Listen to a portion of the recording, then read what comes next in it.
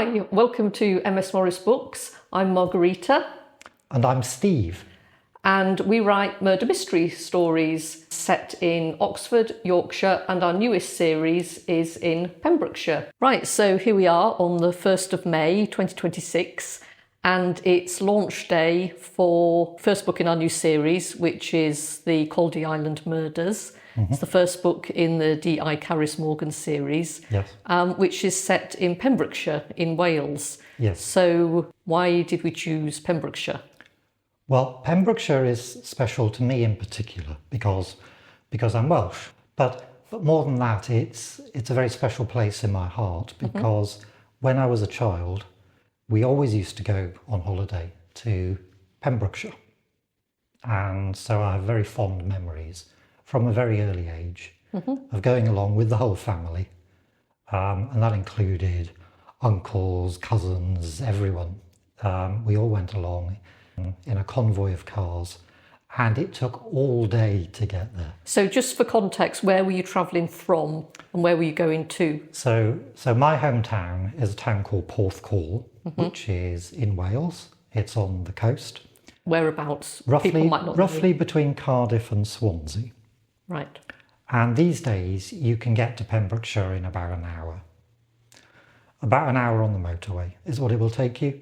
And in those days, it was a day trip. We would set off in the morning with sandwiches and thermos flasks and, those checked blankets that people used to take everywhere in the 70s. And we would eventually get to our caravan in Pembrokeshire sometime late in the afternoon. Okay. And whereabouts in Pembrokeshire did you stay? Do you want to give people an idea of the geography of Pembrokeshire, where it is precisely? And yes, it's on the very west coast of Wales. It's a peninsula on the southwest corner of Wales that really sticks out into the Irish Sea. And we used to stay not far from Tenby, near a place called Saundersfoot. Right. And in particular, at Wiseman's Bridge, which I always thought was a lovely name. Yeah. And one of the things that really struck me at the time, even though I was just very small, was the names of all the places. They have such lovely names like Saundersfoot, Wiseman's Bridge, Carew, Fishguard, Pentalpoir. So these are largely English names or Norman names. Some of them are Viking, some of them are Welsh. Right. But Pembrokeshire is a real melting pot. It's been English speaking really since the Norman invasion or whatever language was spoken then. Old English, Middle English. Doesn't it have a nickname, Little England Beyond Wales or something? Something like that, yes. But it is a county of two halves because in the south it's predominantly English speaking, but there is a section in the north where people speak Welsh as a first language. Right. And there is in fact a line called the Lanska line, which divides the two parts of the county. It's a physical geographical line dividing two quite distinct geographies, but it also marks the cultural divide between English-speaking and Welsh-speaking Wales. So if anyone's been to Pembrokeshire, what they're probably familiar with is the Pembrokeshire Coastal Path, which is very famous and is fantastic for walking. So do you want to just tell everyone a little bit about the coast in Pembrokeshire? Certainly, yeah. So the coastline is very important in Pembrokeshire. As I said, it's a peninsula, and there's actually nowhere in Pembrokeshire that is further than 10 miles from tidal waters. Right. Okay. There are islands. There are supposed to be more than 1,000 islands in Pembrokeshire. Gosh. But I think a lot of those are just rocks, really. Okay. I think there are probably 3 or 4 proper islands. So there's Skomer Island, which is a bird sanctuary very famous for puffins. And then there's Caldey Island, of course, which is the setting for the first book in our series. So Caldey Island, for people who don't know, is just off the coast of Tenby. You can get there by boat from Tenby. Do you want to talk a little bit about Caldey Island and why we chose that? Yeah, so Caldey Island is one of the places that I remember from my childhood.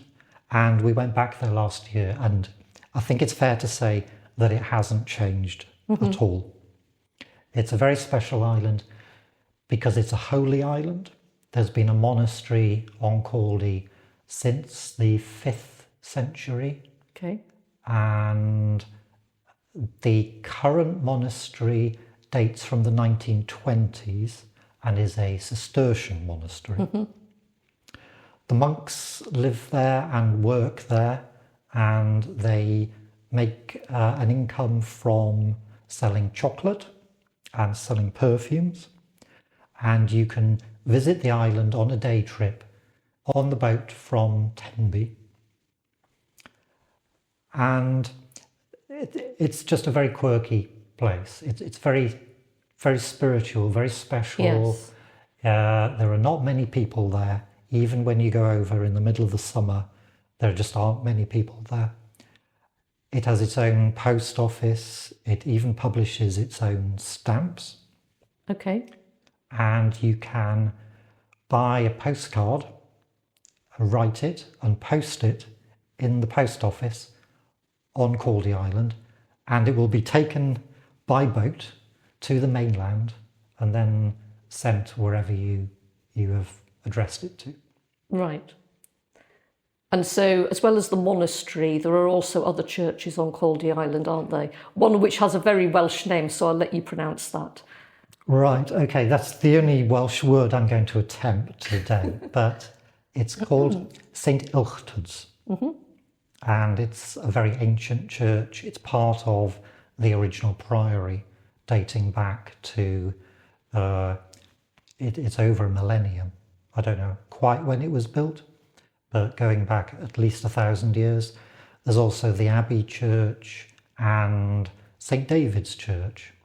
And all three churches are featured in our first book. They are, yes. Because St Ilchtyd's, if I can say it like properly, Very good. it's famous for having the Ogham stone in, isn't it? Yes. So the Ogham stone, or the Ogham stone, depending on how you like to say it, is a 5th or 6th century stone, which is inscribed both in Latin script and in Ogham script, which is an early Celtic script. It's often found in Ireland. And that's really the most ancient object, treasure, if you like, artifact on the island. Yes. Yeah, so it talks about the first abbot. Now, the first abbot, if I recall, came to a rather sticky end. Yes, he got drunk, which I don't know how common that was amongst monks.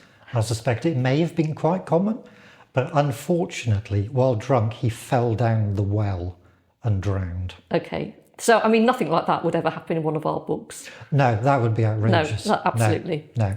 So the tagline for our new series is "Where Ancient Faith Meets Modern Evil on the Wild Welsh Coast." So what is it about Pembrokeshire that made us choose that as a tagline? Pembrokeshire is a very ancient place, and it's tied to a lot of legends, myths. King Arthur, for example, originated in the Mabinogion, which is a collection of ancient Welsh tales which are largely set in Pembrokeshire. And it's said that Pembrokeshire is a land of two places. There's the physical world where we live, and then the other world, which is a place inhabited by spirits, fairies, goblins. And in Pembrokeshire, the boundary between those two worlds is very thin. Okay, so our detective, Carys Morgan, she's come from this world, she's returned to this world, and she's very influenced by it, isn't she? Very much so, yes. So Carys never knew her father. Mm-hmm. Her mother left when she was a child. She was brought up, along with her sister, by her grandmother, Nan. And Nan took her to church, but also taught her all the old tales, the stories of goblins who would come into the house at night, fairies who might take away children who had been left alone, spirit islands that disappear in the mist. Okay, so Carys is quite otherworldly in that sense, isn't she? She's grown out of her childhood beliefs, but they still form part of her character. Yes, so she's quite superstitious. She carries a metal iron key with her that she rubs for good luck.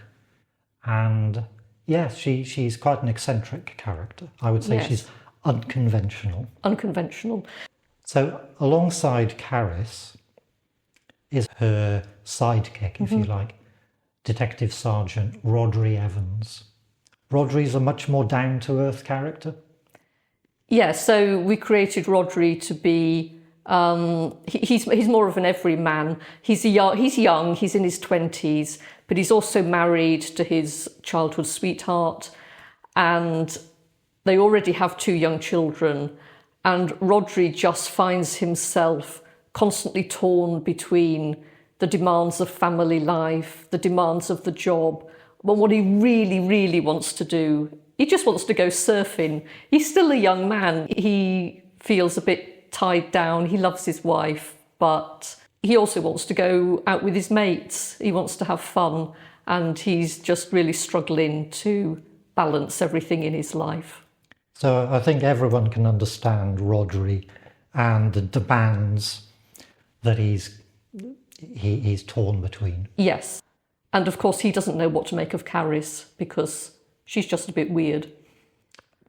So they're going to have fun together.